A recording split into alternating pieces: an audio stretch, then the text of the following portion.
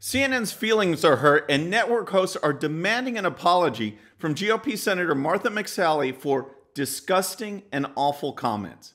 Nancy Pelosi doled out pens like candy following her signing of the articles of impeachment, and Ilhan Omar thinks that no illegal immigrant should ever be detained. All that and more. I'm Bobby Eberle. This is the 13-Minute News Hour. And God bless the United States of America.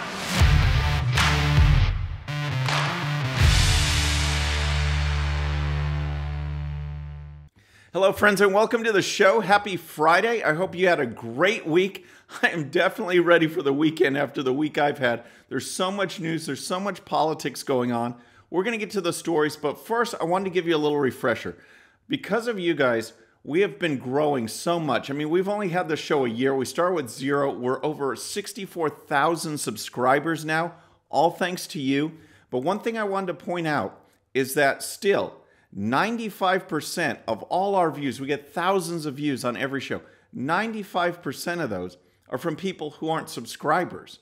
Just imagine what the subscriber count would be if people actually clicked. And I understand. I used to be like that too. I'd get on YouTube, I'd watch a video, even a channel that I liked, and just go. So please take the time to subscribe. It really will help me out and help the show grow, and I would really appreciate it. All right, first, I want to talk about Ilhan Omar, because she has just a strategy, a policy to change everything. And that is that no illegal immigrant should ever be arrested. Just don't arrest them. Just let them go. Let them go into the country. Doesn't matter what they're bringing in, what their plans are, what their intentions are, what organizations they belong to. Just let them go. Don't detain anybody. Here's a report from Daily Caller. Democrat Representative Ilhan Omar on Thursday called for U.S. government to cease detaining illegal immigrants. Omar tweeted on ABC News story about a tiny Georgia town having more detained illegal immigrants than residents. Her takeaway: America shouldn't be detaining those who cross the border illegally. This should never be the case, she wrote. The cruelty of our immigration system becomes clearer every day. We must stop detaining immigrants and start giving them pathways to citizenship. Wow. Tell me how that makes sense, okay? When people come here legally, there are pathways. There is an end in sight. There is a process. You go through, you come through legal channels, there is a process. And you eventually, if that process goes to completion, become a citizen. Ilhan Omar wants to give people that citizenship for breaking the law. For people who break the law, we want to reward them with this. And she completely ignores the horrors of gangs and drugs and human trafficking that result from a porous border and lack of enforcement. She just completely ignores that. Here's more. Omar's tweet on Thursday wasn't the first time she stated her opposition to detaining foreign nationals who illegally cross America's borders. We need to abolish ICE and end all inhumane detention and deportation programs. We need to fight back against the criminalization of immigrants, she said in May 2019. All right, we're not criminalizing immigrants. We're busting people who do illegal activity.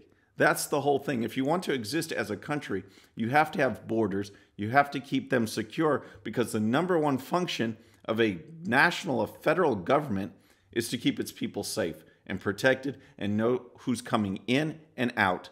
And that's exactly what Ilhan Omar wants to completely eliminate. So next I want to talk about Nancy Pelosi, because we've reached a new phase. We are actually swearing in senators for an impeachment trial, and that's all because finally Nancy Pelosi signed the articles of impeachment. But just like every step of the way, this process has been so bogus, such a circus. Time and time again, Pelosi would have a news conference saying how this is a somber moment, saying we don't want to do it, saying this is our duty and we dread it. This is not what we should be doing. Even though from the moment Trump was inaugurated, they've been going after him, trying to get him out of office, trying to overturn an election, and this is just part of the process. Well, in her signing of the articles of impeachment, she turned that into a presidential farce, signing as if she were president with these rows of pens to dole out as souvenirs. And the whole photo op was ridiculed. Here's a report from the Washington Times. Senate Majority Leader Mitch McConnell called out House Speaker Nancy Pelosi Thursday for her signing ceremony the day before, where she transmitted House Democrats' impeachment articles by handing out souvenir pens and smiling for photographs. The Kentucky Republican said the somber moment looked more like a happy bill signing, with gold pens being brought out on silver platters. This final display neatly distilled the House's entire process into one perfect visual. It was a transparently partisan performance from beginning to end, Mr. McConnell said on the chamber floor. All right, so here's a clip of this bill signing, this articles of impeachment signing, and you could just see how weird it is.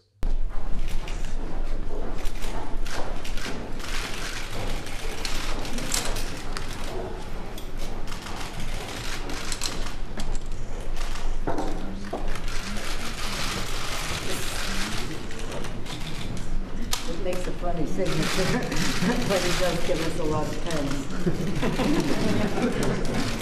Jeez, it's such a farce. It's so bogus, and you see them, and you can see you can feel and see the enjoyment that they're getting out of all this. And they talk about a somber moment. This is just one step along this partisan charade that they're trying to pull on the American people, wasting millions of dollars because they have no agenda. Their only agenda is impeaching President Trump.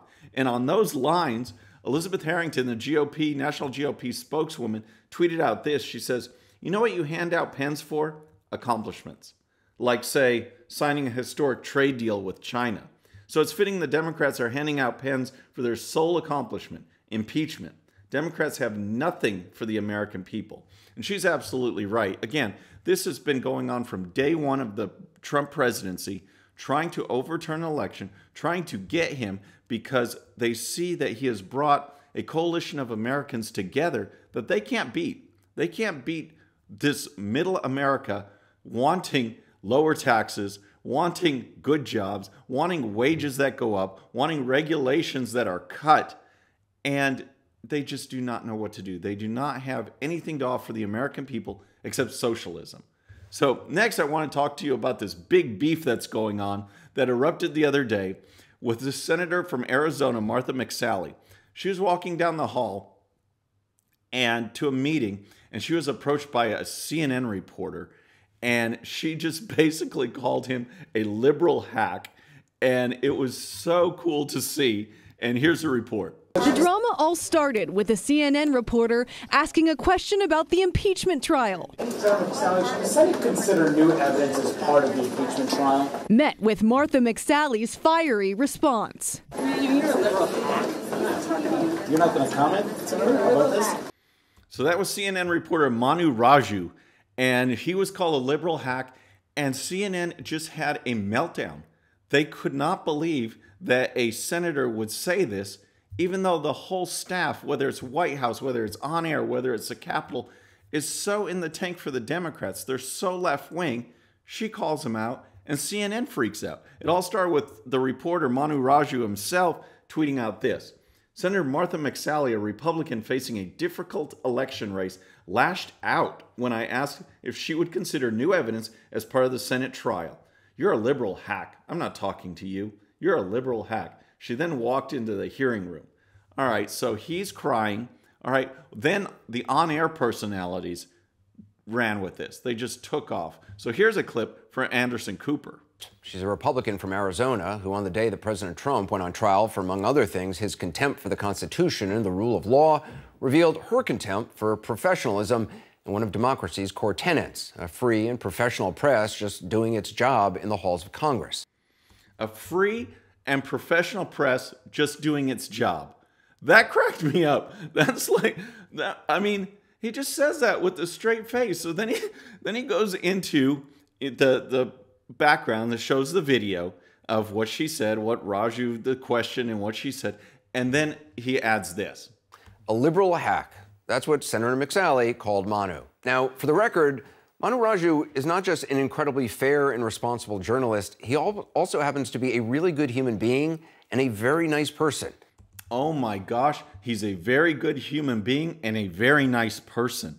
How dare the evil Martha McSally say anything about this nice, unbiased CNN reporter. And it's just, I thought Anderson was about to cry right there. It's just so weird. Well, so then later, Wolf Blitzer actually interviews Manu Raju and says this. Instead of answering a fair question, she simply called you a liberal hack. It was disgusting. It was awful. She should know better. Certainly, you're one of the most respected congressional reporters up on Capitol Hill. So, disgusting and awful. Her statement made walking down the hall is labeled as disgusting and awful.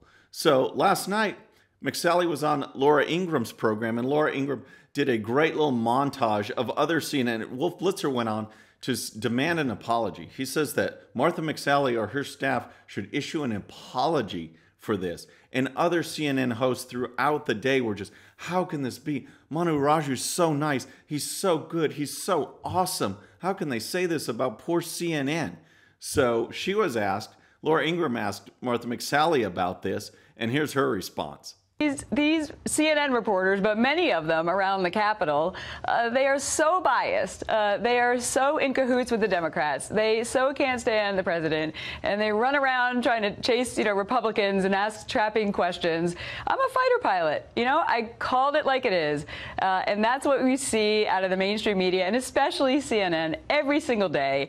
All right, so that kind of sums up everything right there. CNN's going to spend the day crying. They're going to be wanting an apology. They're going to be feeling so wronged, and we're going to go on with the rest of our lives. We're just going to move on because it's just silly. It's just absolutely silly. This is the media. This is the left-wing media. They exist in this elitist bubble that, one, they think everybody should believe them, and they freak out when they don't, and they needed the deference that they deserve. It's just funny. So finally, I want to wrap up with a story that was just published this morning. I just saw it this morning, and it really caught my attention, and it has to do with Wyoming Rep. Liz Cheney, because she has worked her way up and as a conservative voice in the House, but there's a Senate opening, and Senator Enzi is retiring, and everyone thought that she would run for that spot. But now it looks like she's going to forgo the Senate run and stay in the House, potentially moving her way up the leadership. So here's a report from the Washington Examiner. After months of deliberation, Liz Cheney chose the opportunity to become the first Republican woman to be elected Speaker of the House over the influence of and prestige of the Senate. The move surprised Republicans, among them many of Cheney's colleagues. The Wyoming Congresswoman briefly ran for Senate in 2014, challenging Senator Mike Enzi in the Republican primary before dropping out. With Enzi opting to retire, and especially with her keen interest in foreign affairs, colleagues expected Cheney to jump at the chance to vault to the Senate. So it's a surprising move because, again, she has a chance to become a United States Senator. She's in the leadership chain right now, so the only logical thing is there a potential opening? Is there something going on in the GOP caucus that will allow her to move up? Here's more from the Washington Examiner. To make an immediate move up, Cheney would have to challenge two allies of President Trump, House Minority Leader Kevin McCarthy of California or House Minority Whip Steve Scalise of Louisiana, both 54. A connected Republican lobbyist said Cheney must be confident that there is a pathway to higher leadership in the House to pass up an open Senate seat, a platform for higher office that would have been hers for as long as she wanted. Concern about it competing in an uncertain Republican primary against Representative Cynthia Lummis, now the shoo-in to succeed Enzi, also might have affected Cheney's direction. So what happens next? I mean, I find this absolutely fascinating that this seat would have been hers. I think there was no doubt she could win the Senate and hold on to that seat for, as the article said, for as long as she wanted.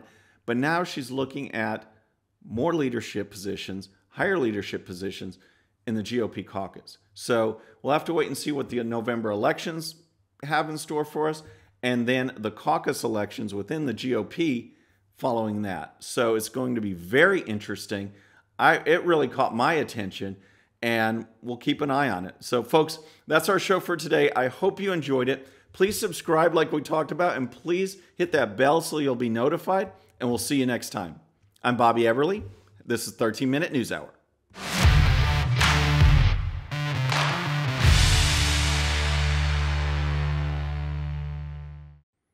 Okay, friends, just a little reminder before you go, and no, this does not count against my 13 minutes. Please hit the subscribe button below and tell your friends. And if you happen to miss our last show, you can check it out right here. And also for great conservative news and commentary, please check out GOPUSA.com. All right, folks, we'll see you on the next show. Have a great day.